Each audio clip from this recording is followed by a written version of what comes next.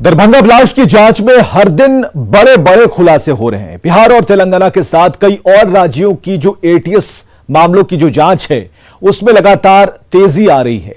सुरक्षा एजेंसियों की जांच में धमाके के तार अब सीमा पार से जुड़ते दिख रहे हैं। देखिए धमाके का आईएसआई कनेक्शन क्या कहता है।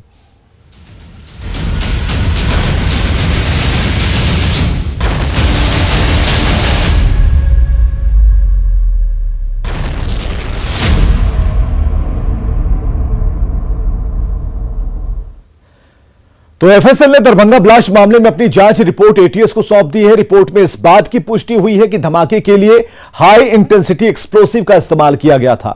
मामले की गंभीरता को देखते हुए जांच का जो दायरा है वो बिहार और तेलंगाना के बाद झारखंड के और यूपी से बढ़कर अन्य राज्यों तक बढ़ा दिया गया है। गृह मंत्रालय हर अपडेट पर नजर बनाए हुए है और माना यह जा रहा है कि मामले में बहुत जल्द ही एनआईए को इसे सौंप भी दिया जा सकता है। सरहद पार रची गई साजिश,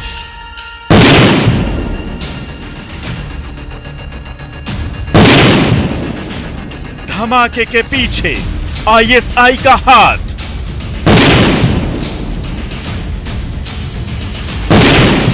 कई राज्यों से जुड़ रहे हैं तार।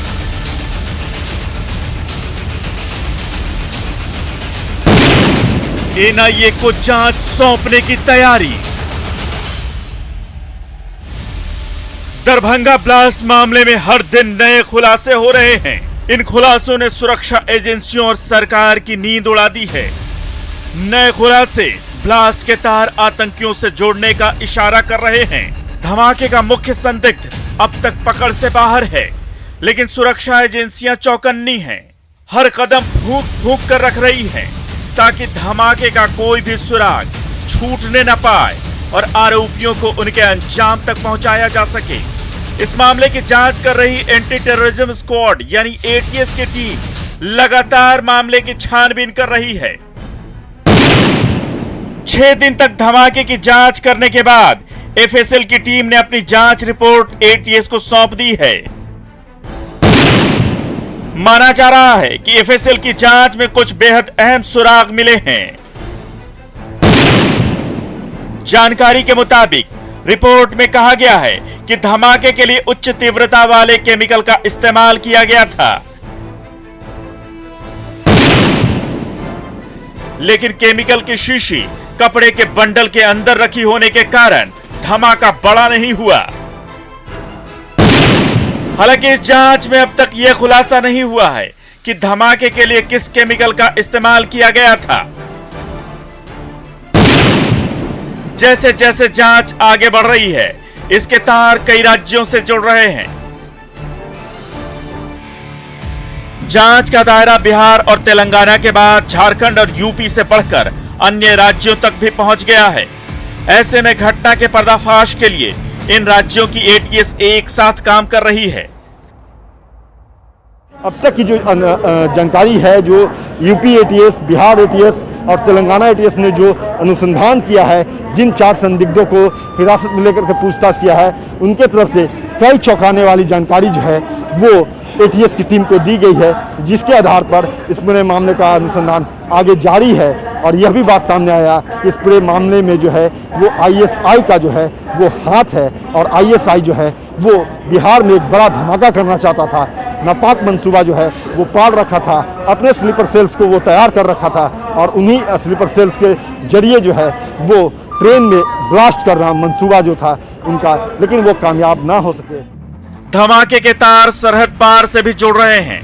माना जा रहा है कि इस धमाके के पीछे पाकिस्तान की कुख्यात खुफिया एजेंसी आईएसआई का हाथ है। अब तक की जांच में जो अहम सुराग मिले हैं, उसके आधार पर तेलंगाना और यूपी के साथ अन्य राज्यों की एटीएस बिहार एटीएस के साथ सहयोग कर रही है। लगातार कई बिंदुओं पर जांच की जा रही है। अब तक के खुलासे को देखते हुए इस धमाके की जांच को एनआईए को सौंपने की तैयारी है। बहुत संवेदनशील इलाका है। इन मामलों में बहुत सारे धार्मिक स्थलों के तार जुड़े हुए पूर्व में मिले हैं। तो एटीएस अभी जांच कर रही है। अगर नेशनल इन्वेस्टिगेशन एजेंसी एनआईए को जांच मिलनी चाहिए। उससे क्या होगा, पूरे देश स्तर पर वो एक स्पेशलिस्ट संस्था है। और जब से नरेंद्र मोदी जी की सरकार आई है तब से ये ब्लास्ट, महानगरों में आतंकवादी घटनाएं ये एक तरह से समाप्त हो गई है, क्योंकि ये नरेंद्र मोदी जी की सरकार का प्रभाव है। लेकिन जिस तरह यहाँ ब्लास्ट हुआ है यह गंभीर मामला लगता है। दरभंगा पार्सल ब्लास्ट मामले में जिस ढंग से रोज नए खुलासे हो रहे हैं उसने जांच एजेंसियों के होश उड़ा दिए हैं। आपको बता दें कि यहाँ पे इसे देखते हुए जांच एजेंसियां जो है वो सतर्क है और लगातार जो है वो जांच कर रही है। बिहार एटीएस के साथ साथ आपको बता दूं कि यूपी एटीएस की जो टीम है वो पटना पहुंची है और हम अभी पटना में स्थित जो बिहार एटीएस का जो मुख्यालय है, जो दफ्तर है, उसके ठीक सामने खड़े हैं और यहीं पे अभी से थोड़ी देर के बाद यूपी एटीएस की टीम जो है वो बिहार एटीएस टीम के साथ बैठक करेगी और माना जा रहा है कि पार्सल ब्लास्ट मामले में अब तक के जो अनुसंधान हुए हैं उस सारे साक्ष्यों के आधार पर आगे की रणनीति तय करेगी। माना यह जा रहा है कि ये सारे मामले जिस ढंग से दरभंगा में जो ब्लास्ट मामले हुए हैं और लगातार 2-3 मामले जो आए हैं उसे लेकर के इसके तार जो है वो दरभंगा के साथ साथ देश के बड़े शहरों और देश के बाहर भी जुड़ रहे हैं। इसे देखते हुए इसे एनआईए को केस सौंपने की कवायद चल रही है और इसमें माना जा रहा है कि आज बैठक में यह तय होगा कि जब ये एनआईए को केस सौंपा जाएगा तो उसके लेकर के जो अहम साक्ष्य और जानकारियां हैं वो उसकी एक मजबूत फाइल बनाई जाए। इसे लेकर के तेलंगाना के जो एटीएस चीफ है उनकी भी आज बिहार एटीएस के आला अधिकारियों से बात होगी और जो अहम जानकारियां हैं उसे एक दूसरे को साझा किया जाएगा। माना यह जा रहा है कि अनुसंधान से जुड़ी हुई हर जानकारी जो है वो एमएचए केंद्रीय गृह मंत्रालय को सौंपा जाएगा। जांच के तहत आज यूपी एटीएस की टीम पटना पहुंची। यूपी एटीएस की टीम ने बिहार एटीएस के साथ कई जानकारियां साझा की हैं ताकि जांच को आगे बढ़ाया जा सके और आतंकियों को जल्द से जल्द उनके अंजाम तक पहुंचाया जा सके। जिस तरह इस मामले में हर दिन खुलासे हो रहे हैं और ब्लास्ट के तार कई शहरों से जुड़ रहे हैं, उसे देखते हुए पूरे मामले को एनआईए को सौंपने की तैयारी है। इसे लेकर यूपी, बिहार और तेलंगाना एटीएस की टीम आपस में एक दूसरे से जानकारियां साझा कर रही हैं ताकि जांच के हर पहलू पर मजबूत फाइल बनाई जा सके। जांच से जुड़ी हर जानकारी भारत सरकार के गृह मंत्रालय को भेजी गई है। गृह मंत्रालय के आदेश के बाद नेशनल इन्वेस्टिगेशन एजेंसी यानी एनआईए को जांच का जिम्मा सौंप दिया जाएगा। दरभंगा से अमित कुमार और पटना से रवि एस नारायण के साथ ब्यूरो रिपोर्ट, न्यूज़ 18। तो दरभंगा ब्लास्ट की जांच में जुटी सुरक्षा एजेंसियों की कार्रवाई लगातार जारी और मामले में सिकंदराबाद से 4 संदिग्ध पकड़े गए हैं। दरभंगा और सिकंदराबाद स्टेशन के सीसीटीवी फुटेज के आधार पर संदिग्धों की पहचान की जा रही है, लेकिन धमाके के समय दरभंगा स्टेशन के सीसीटीवी फुटेज में नजर आया टोपी वाला संदिग्ध अब तक जांच एजेंसियों की पहुंच से दूर है। मुख्य संदिग्ध मोहम्मद सुफियान भी अब तक फरार बताया जा रहा है।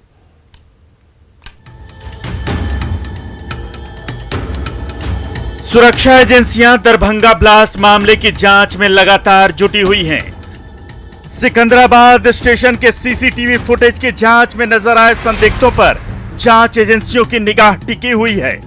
लगातार छापेमारी की जा रही है। पुलिस ने सिकंदराबाद स्टेशन पर नजर आए संदिग्धों में से 4 को शिकंजे में लिया है। सभी संदिग्धों से पूछताछ की जा रही है।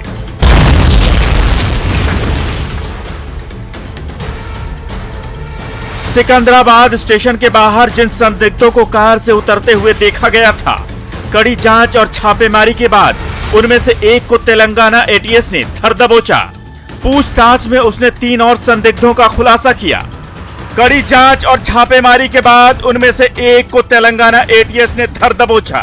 पूछताछ में उसने 3 और आरोपियों का खुलासा किया।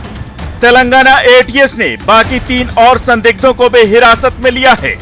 घटना के पर्दाफाश के लिए कई राज्यों की एटीएस एक साथ काम कर रही हैं।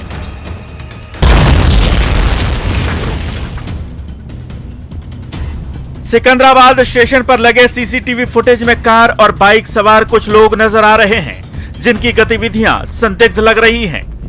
इन दोनों गाड़ियों पर सवार 6 लोग नजर आए। फुटेज में 4 लोग कार से पार्सल को ले जाते दिख रहे हैं। यह पार्सल वैसा ही है जो दरभंगा भेजा गया था। दरभंगा में पार्सल क्लर्क से पूछताछ के बाद बिहार रेल पुलिस इस बात का पता लगा रही है कि पिछले 1 साल में इस नाम से क्या पहले भी कोई पार्सल आया था, अगर आया था तो कहां से।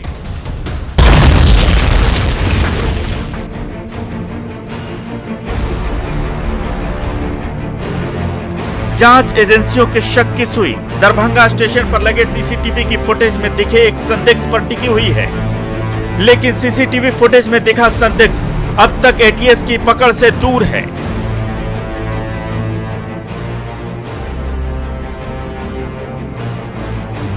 जांच एजेंसियों को इस मामले में अब तक कामयाबी नहीं मिल सकी है।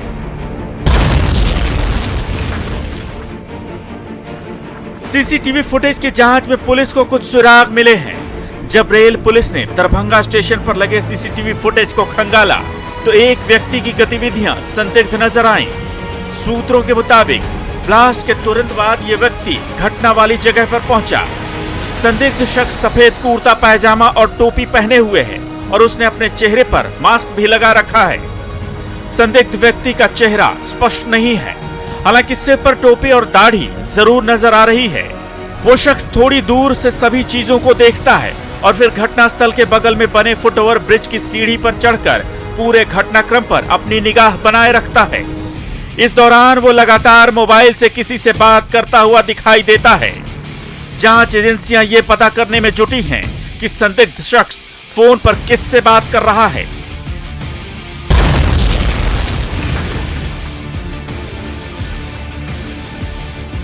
तकनीकी सेल ने दरभंगा स्टेशन पर हुए ब्लास्ट के समय एक्टिव नंबरों की जांच की है।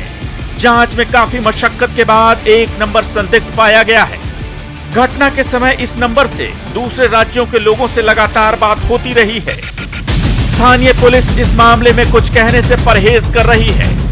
इस पार्सल को बुक कराने और रिसीव करने वाले शख्स का नाम एक ही यानी मोहम्मद सुफियान दर्ज है। सबसे बड़ी बात है कि पार्सल पर जो मोबाइल नंबर दर्ज है वो भी फेक निकला है। दरभंगा से अमित कुमार के साथ ब्यूरो रिपोर्ट, न्यूज़ 18।